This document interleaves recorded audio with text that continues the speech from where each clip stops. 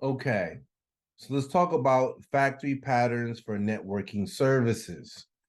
Okay, so factory design pattern ensures consistent object creation, as all objects are created through a centralized factory method. This eliminates the need for each object to be created individually, ensuring that objects are created in a consistent and standardized way.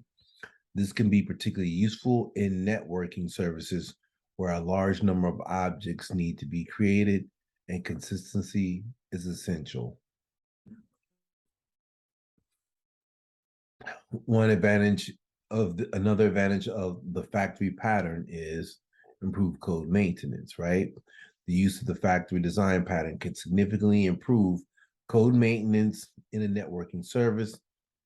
By centralizing object creation, changes to the object creation process can be made in a single location rather than multiple locations throughout the code.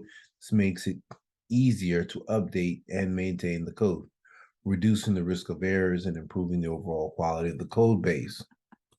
It can offer increased flexibility.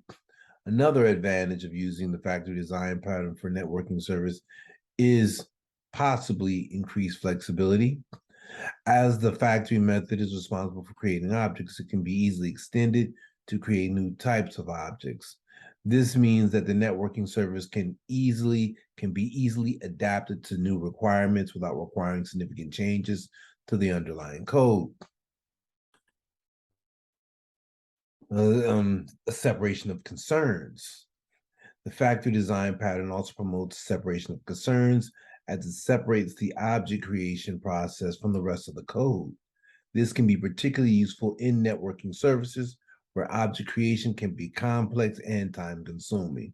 By separating object creation from other processes, the code can be organized in a more modular and maintainable way. So there are cons of factory pattern, right? Complexity, overhead, coupling, and inflexibility. So one potential disadvantage of using the factory design pattern for a networking service is increased complexity. The factory method can be complex, particularly if the creation of the objects is complex or there are many types of objects to create.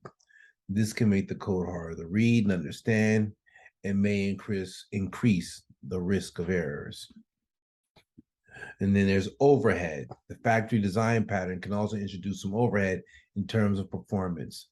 Because the factory method is responsible for creating objects, there is an additional layer of abstraction that must be executed.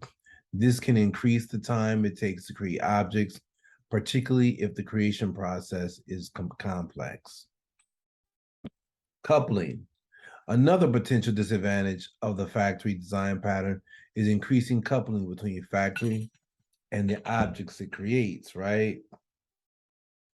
If the factory and the objects are tightly coupled, changes to one can affect the other. This can make it harder to make changes to the networking service, and it can increase the risk of errors. Now, we talked about it can increase flexibility, but on the other hand, it can also increase inflexibility. So while the factory design pattern can provide increased flexibility, it can also be inflexible in some cases. For example, the factory method is designed to create a specific set of objects. It may be difficult to modify or extend the factory to create new types of objects. This can limit the adaptability of the networking service in the future. And so that's all I have on introduction to factory pattern for networking service. In the next video, I'm going to actually create a practical example and show you how it's done.